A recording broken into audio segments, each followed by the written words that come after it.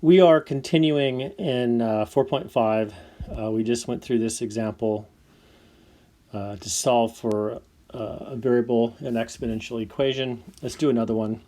I listed here some more examples to look at in the book that are similar to the one above, because that's kind of the more difficult cases, and I wanted to do another one before we move on.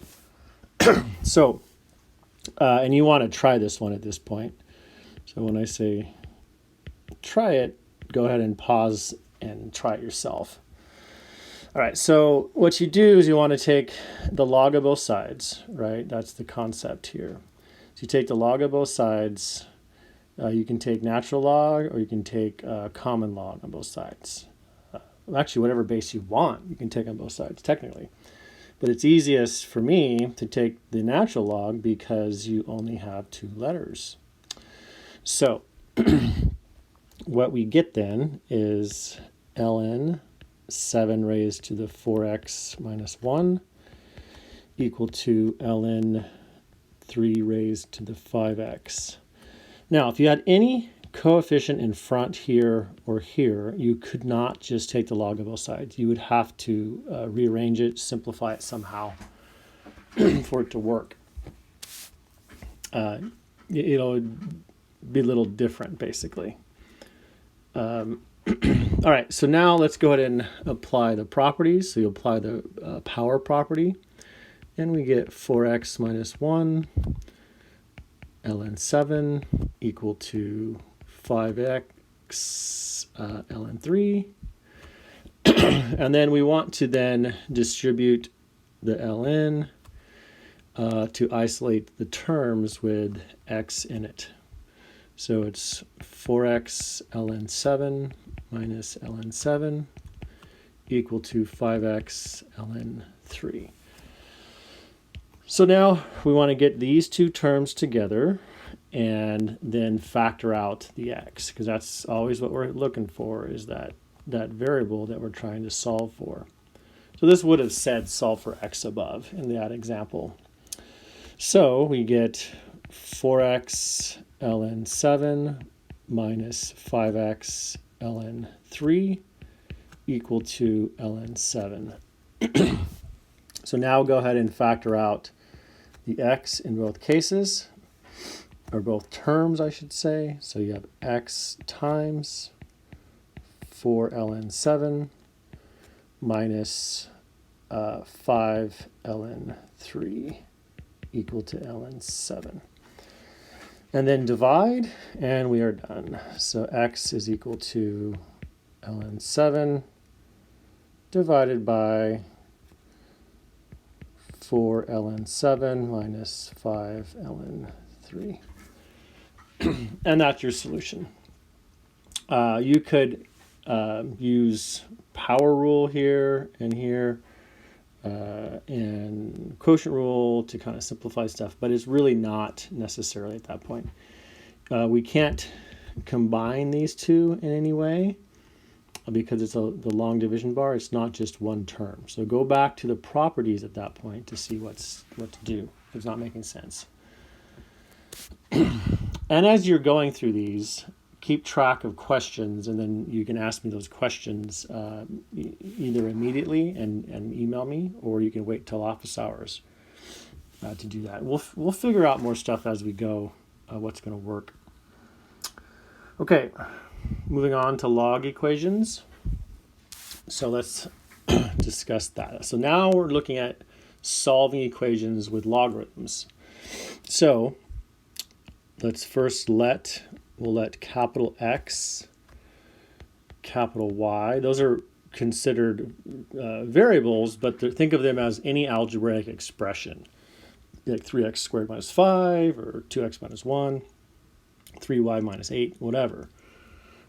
And let's see, B, so we're going to let all three of those be greater than 0, strictly greater than 0. Shorthand notation, but that's okay. Okay, so then B not equal to 1. Okay, so this is because of the domain of a logarithm. So remember the basic graph of a logarithm. You need to remember this, have this in mind. Logarithm looks like that. And so the domain is always positive reals. And it goes through 1, 0. So that's your basic log function, y equals log base bx, and this is for b greater than 1. B less or between 0 and 1, and of course it would go down. Let's just put that in there since we're talking about it. So let's just do gray or something. So it would look like that. And of course, nice and smooth there. Okay, you get the idea. Okay, but the domain is positive reals, so what goes in the logarithm must be a positive real number. All right, so then what you get is log base b of x is equal to log base by. And that is equivalent to, or if and only if, x equals y. But that's only the case if we have x and y positive. So these have to be positive, and of course the base has to be positive. So the punchline on this one is we have to check our solutions to make sure they're not extraneous, which we'll look at. So let's look at an example of how to do these. So you want to solve log, and we'll just do base 10. So log x plus log x minus 3 equal to log of 5x minus 7. All right, so what you need to do first is get these two together by the product property. So you want it to look just like this form. So that form is just a log with the same base, and then you can set the inside part equal. So that's what we're going to do here, is we're going to get this together using the product property. So that's log, and then it's x times x minus 3, like that. You don't really need those parentheses there, but okay, so that's equal to log of 5x minus 7. So now we can set the inside of each of those equal to each other. So you're going to set the x times x minus 3 equal to your x minus 7. So that's like looking at this as, this is like your capital X, that whole thing, and this is like your y. So those are algebraic expressions you're setting equal now.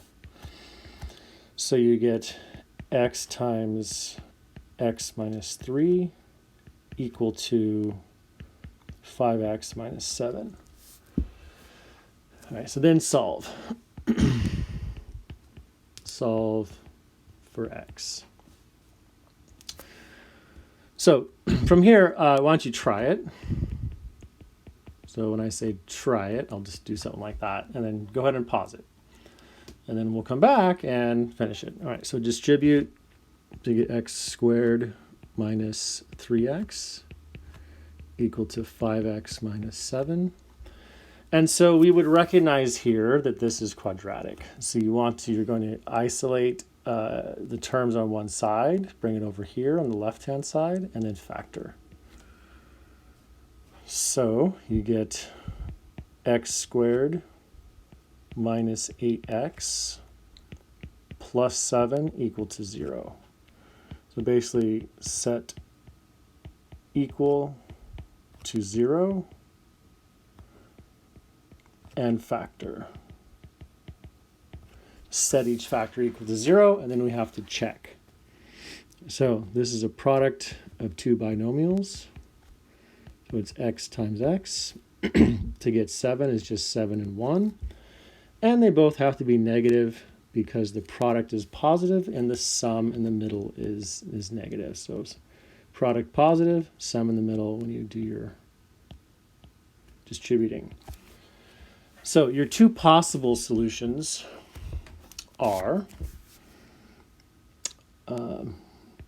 x equals 7 or x equals 1. So these are possible. So if they're solutions, they're sitting right there. So then you must check to see that when substituted and evaluated, you get a negative number inside the logarithm in the original expression. I'm sorry, original equation. Okay, so when substituted, so you're going to take these, plug it in here, here, and here. If in any case you get a negative inside, then you throw it out.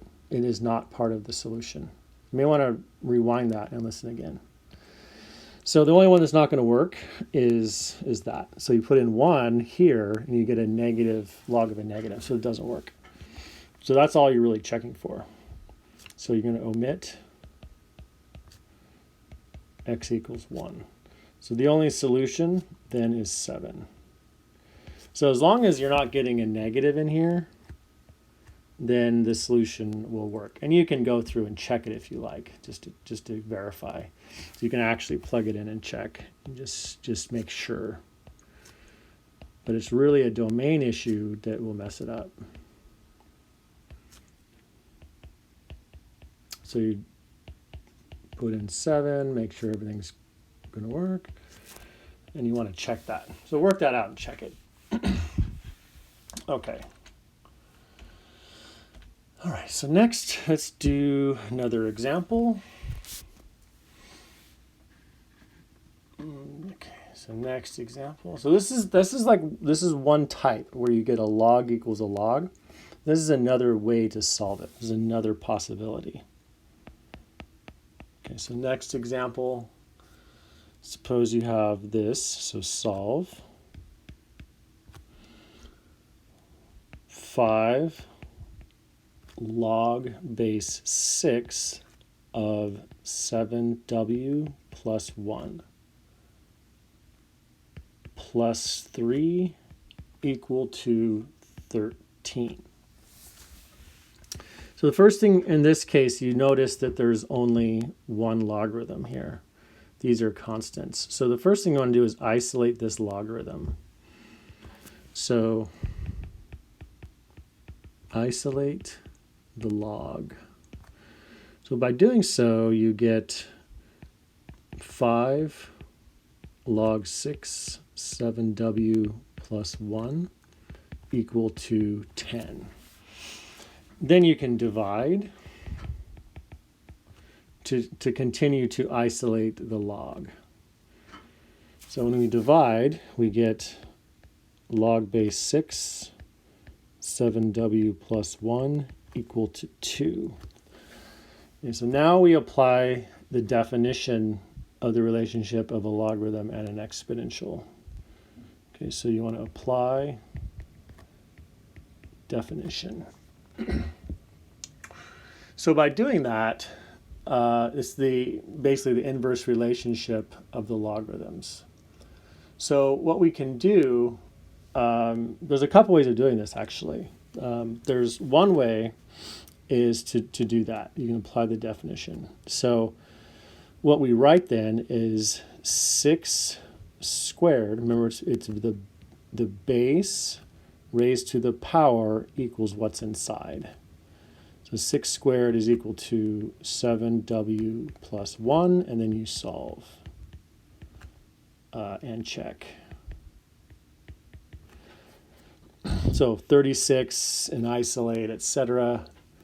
And you solve it. You get, let's just do it. So you get 36 equal to 7w plus 1. 35 equal to 7w, and we'll just go this way. So w is equal to 5. And you check it, at least mentally. You got to take this 5, put it here. Do you end up with a negative on the inside? If you don't, then you're done. Okay, so that's all you're really looking for these logs. All right, so then it works. Nothing, so 7 times 5 plus 1 is 36. Log of 36 base 6 is 1, and it all works out. So you want to check that if it's not clear. Okay, so substitute back and check. All right, so that's one method, is applying the definition. So I'll call this, and it's really right here. Then the other one, 2, is this one. So if you come down to log base 6 of 7w plus 1 equal to 2, then you can write 2 as in the same base. So this base is 6. So you write log base 6, and then how do you get 2 out of that? Well, you have to have a 6 here raised to the second. And then we're going to set whatever is inside equal. So you write this as log 6, 7w plus 1 equal to log base 6 of 6 squared. So it's 36, which ends up being the same as above, of course.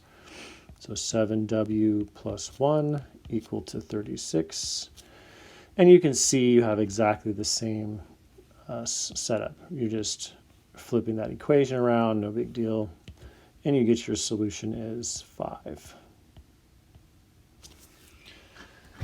Okay, let's do another one. So this is probably another example that I'd want you to try. So we want you to solve number 54. Log base 2x equal to 4 minus log base 2 of x minus 6. First thing, isolate the log on one side. So you want all the logs on one side, and then we can work with that 4. So what we have then is log base 2x plus log base 2x minus 6 equal to 4. Okay, so now use the product property to bring this together. Oh, and if you haven't already, stop it and try this one on your own first. So then we keep going. So log base 2 x times x minus 6 equal to 4. So now you can either use the definition or convert the 4 to a logarithm. So I'll do that this time. Convert the 4 to a logarithm like this. So you write that as log, and what's the base? The base is 2. So then the inverse relationship, a 2 would have to go there, raised to the 4th. So you get 2 to the 4th is 16. So you get x times x minus 6 equal to, I'll write it like that so you can see it. So it's 2 to the 4th. So you're setting those, what's inside equal. So this, you're setting equal to all of this, just like the definition. So you get x times x minus 6 equal to 16, and then you continue to solve that. So again, you recognize it's a quadratic. You have to distribute, get everything on one side, and then factor. So you get x squared minus 6x minus 16 equal to 0. And we factor the trinomial. So you get x times x. Whoa, sorry. 8. So 8 and 2. So the larger, so 8 times 2 is 16. The difference is 6, but you want the larger one to be negative. So this one gets the negative, this one gets the positive. So this is a plus, this is a minus. So x is equal to negative 8, or x is equal to 2. Okay, then you want to check for your extraneous solution. So if there are solutions, they're sitting right in front of you. There's one of these two. So then you want to go back and check in here and see if substituting in one, you'll get a negative inside the logarithm. So if you look at that, you can see this one does. Okay, so the 2, that should be a plus. That's right. I'm like, wait a minute. So you get the negative 8 I messed that up. Let's just figure that out again. I said it right, I did it wrong. So let's try that again. All right, so that's x, so this is an 8, that has to be a minus. This has to be a plus 2. So now the product is negative 16, and the sum is negative 8. Okay, so now that's correct. Okay, so I got to look at what I'm doing a little carefully. Okay, so x is 8, or x is negative 2. So those are your two possibles. You can see then that the negative 2 is not going to work. So will 8 work? Plug it in. 8 minus 6 and 8 is fine. So that's your solution. Okay, so that's wraps up the techniques to solve. I'll go ahead and do another video. These seem to be taking longer than I thought on applications in 4.5. That'll be next.